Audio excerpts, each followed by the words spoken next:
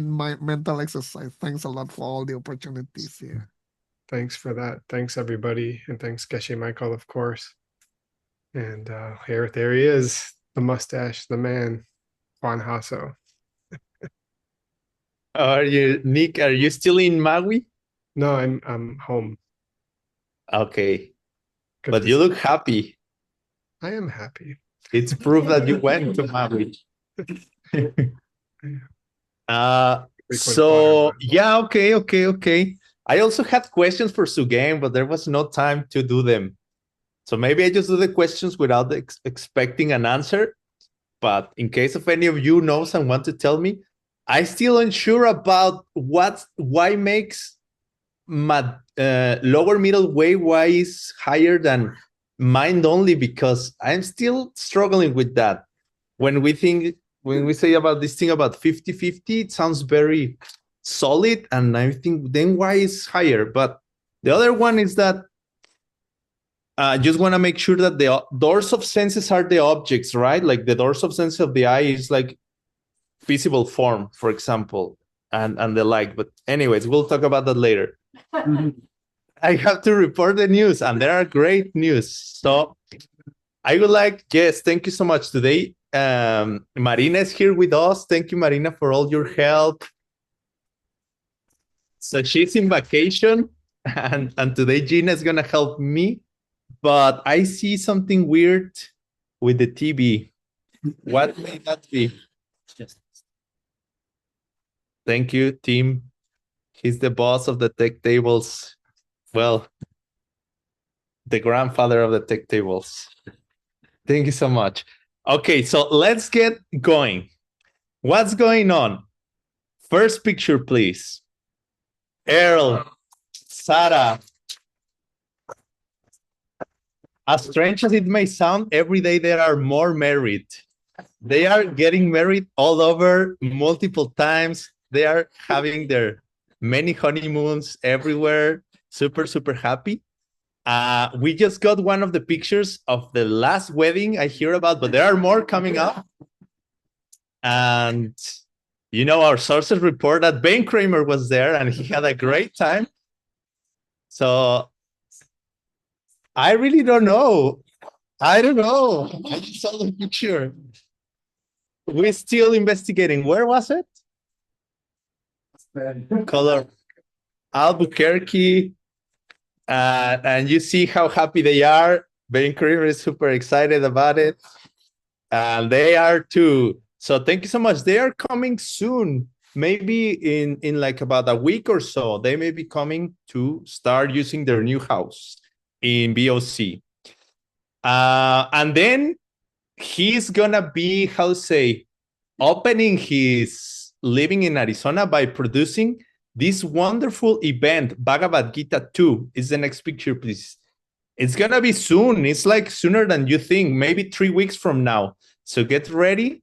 And for those who may want to hear a little context about what is it gonna be about, a few days ago, Benji gave a talk, but it was at 4 a.m. Arizona time. And I was like, come on, Benji, don't do this to us.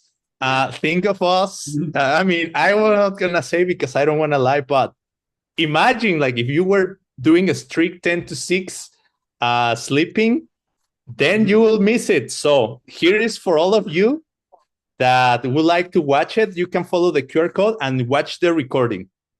I keep insisting, think of your Arizona cousins. I only think about New York people.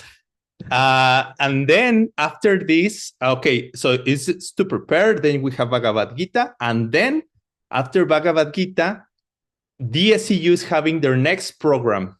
Last thing I hear, and many of people from DSCU, welcome. Thank you for being here. I think they are getting ready for it. Last thing I hear, you can still apply. Is it correct? People can still apply for the Young Leadership Program and the Stratospheric Leadership Program. So you can follow the QR code, and it's going to be from the 15th to the 25th of September. That's going to happen here. It's going to be at Dragon's Head, right?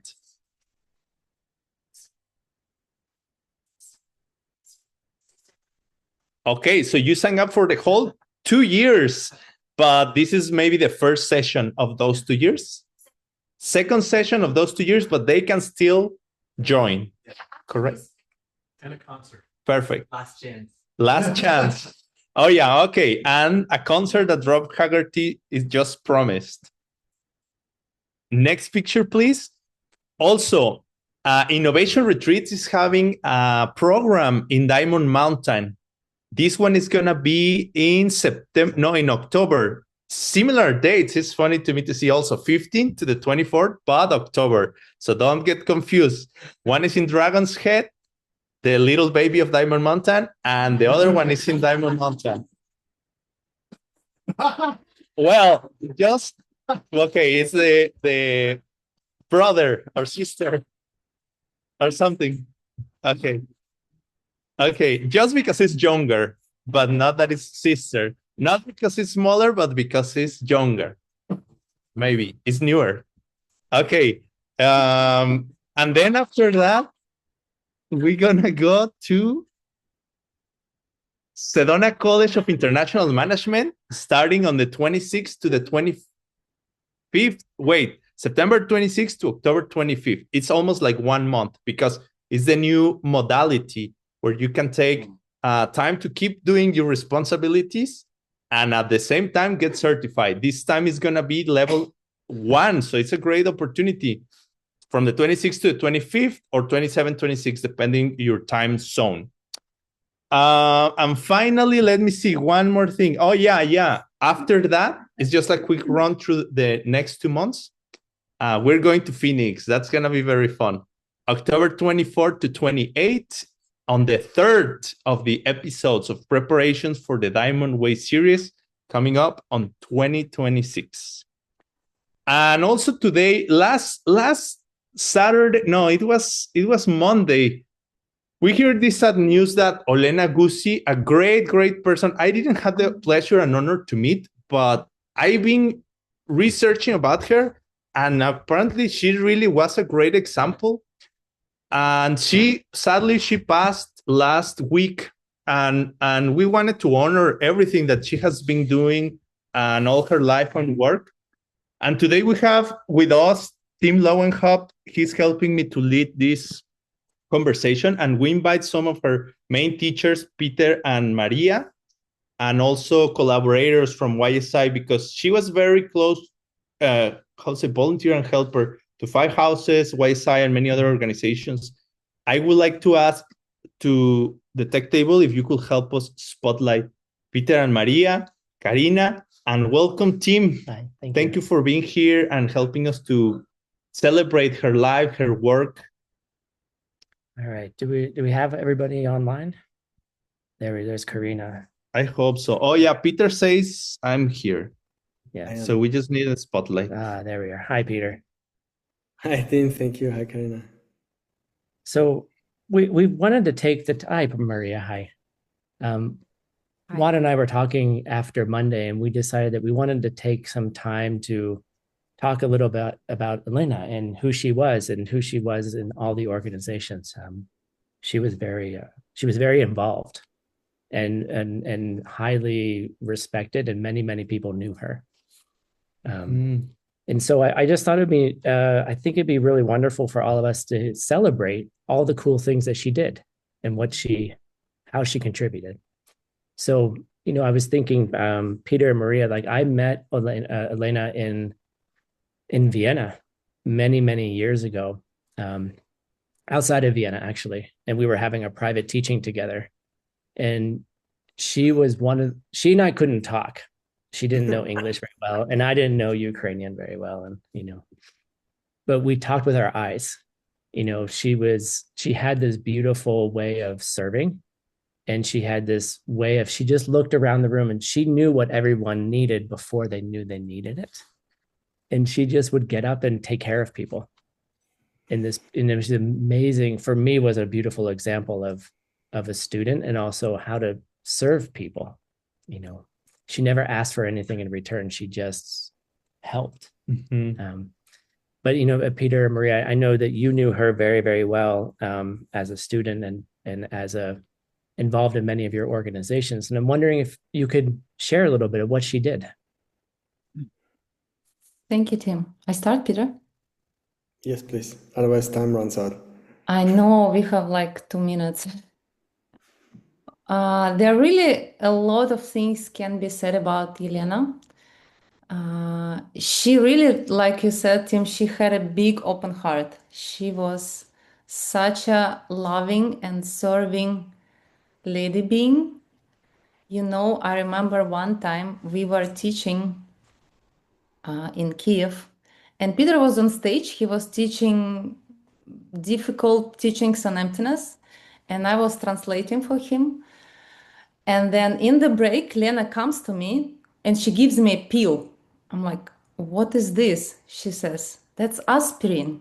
I'm like, why do you give it to me? She says, I think you have a headache. I'm like, how do you know? And she just sees, and she already brings me the pill. It's true, I did have a headache at that time. So I'm like, wow, thank you. So she had this incredible ability to see and feel people in the room and give everyone exactly what they needed. It's amazing ability. Mm. And also, I think since 2015, when she heard about the pen and about the teachings, she immediately was into that. So she started to study and practice all these teachings we were doing together in different places, the photos.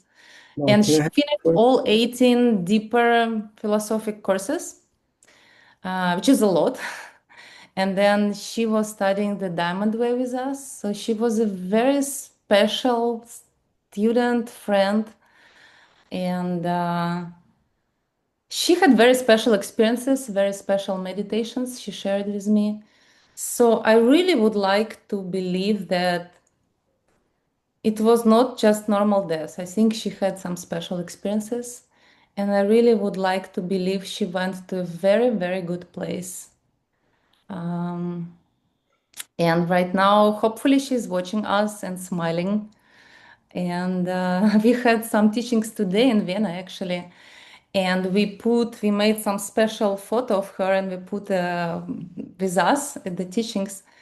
And then it got fire on it. So we're like, wow, Yelena is for sure with us. Her photos like started to get fire.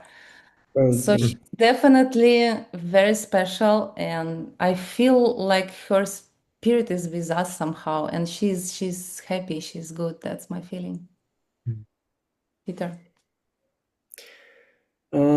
First of all, thank you, Tim and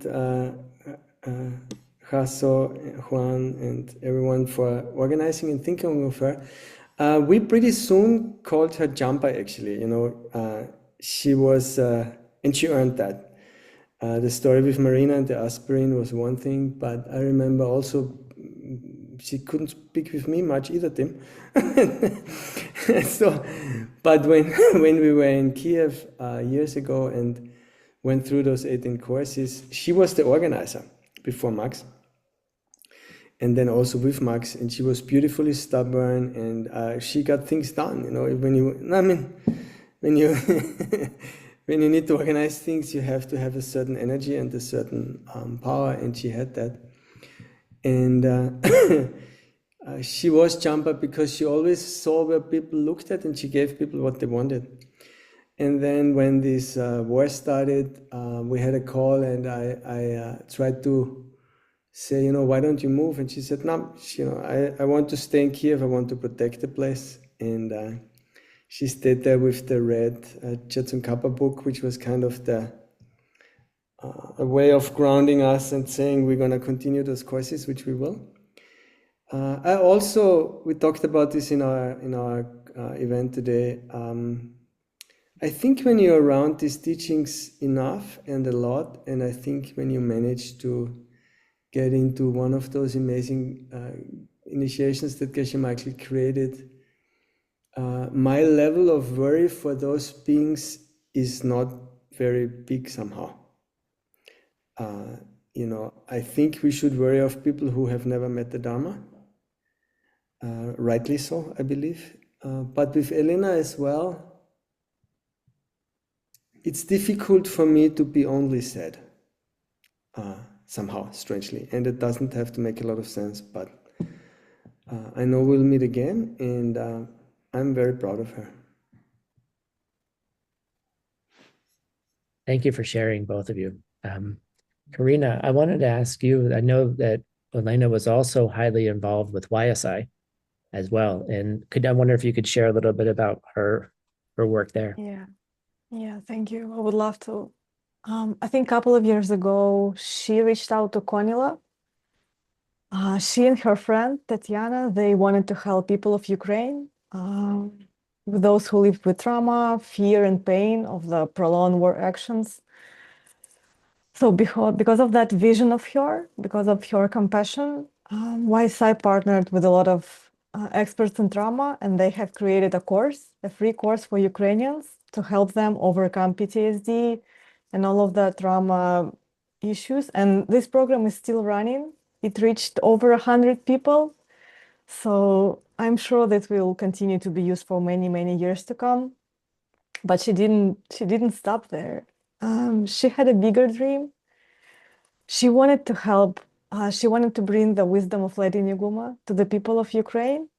And she gathered a team of volunteers to translate huge amounts of materials of YSI into Ukrainian. And then she committed to help the first 10 Ukrainian yoga teachers to study this 6-month course. And this week, it was the last class. So she was so close to see them finishing that course. And yeah, I know she has been doing a lot of troubles with all of that, but it never stopped her. So By the way, Karina, she also finished because she organized stipendia, like a scholarship grant? for Yeah. people to be yoga teachers in Ukraine. And she was collecting money to pay for them to be the teachers. And she finished exactly before that. She Oh, finished. really? She paid out everything. So it was like finishing of the project. She finished that. She made them teachers. And she finished all the financial promises also. And that's so amazing. I think with her efforts, with the help of Pranamove, YSI's Russian-speaking distributor, we'll now have the whole new branch of Ukrainian teachings available. So this little ripple, it will spread out because of her vision. So we now have 40 new Ukrainian yoga teachers, and it will just continue to grow because of her. And I think that was her gift, that gift of compassion. So yeah, thank you. Thank you, Karina, for sharing all that. And the last thing that I would like to add into all of this is she was also Five Houses teacher, and we were holding courses. She was reteaching the course that Geshe-la taught in April of the Song of My Spiritual Life, and she was teaching with Tatiana as well. She was in one of the pictures, she was in several of the pictures. And she had taught the first class, and then she didn't show up for the second one. And Tatiana finished for her. So she kept working. We've heard that, as translators or as anyone doing this work, you make a promise to keep working, and even up until the moment that you can't anymore, right? And that's what it sounds like she did. And it's kind of, I think it's also connected with Sugan's text today. We were talking about the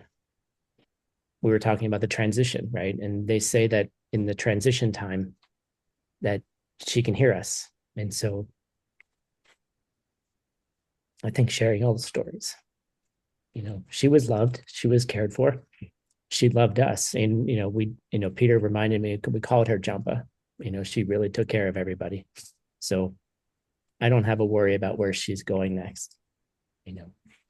So that was her teaching the first class on July 11th. So we're very happy that she was teaching for Five Houses. She taught for AKM. She taught for YSI, and she also served the community, and she was a beautiful example. So thank you, Juan, for providing this time. Pleasure. Thank her. And also I want to add that because I was doing research about her, then her friend Tatiana shared a very beautiful document.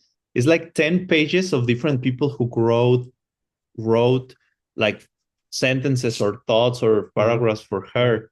And it's very beautiful. Maybe if you're interested, you can maybe contact Tatiana, or maybe we can help to get that document. But many of you probably saw the document. And although I never met her, just reading about her really inspired me. Really, I was like, in a good way, I was like, I'm a very, I compared to her, and I was like, I'm ashamed because I was admiring her, how good she did. And she, in a way, as Karina was saying, is doing still. Yeah.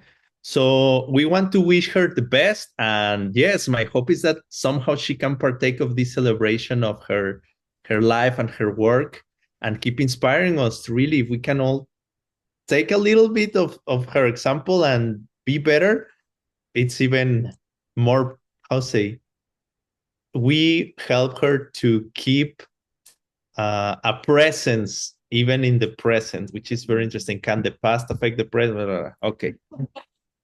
So thank you, Peter. Thank you, Maria, Karina, for coming, and thank you all of you for your interest and be part of this. We'll keep time to time talking about some of the organizations she was involved, because I learned about new things, like, for example, this Magic 10 I never hear about, but now I know. We'll talk about it. Or the trauma and response, we'll talk more about it. And yes, I'll keep you posted. For now, I think that's all. And we hope all a very great weekend. Thank you. Thank you. Thank you, Juan. Thank you. Thank you. Thank you, Juan. Thank you, Tim. Thank you, Karina. guys in Sedona. All the best. Thank you so much. Thank you so much. Bye.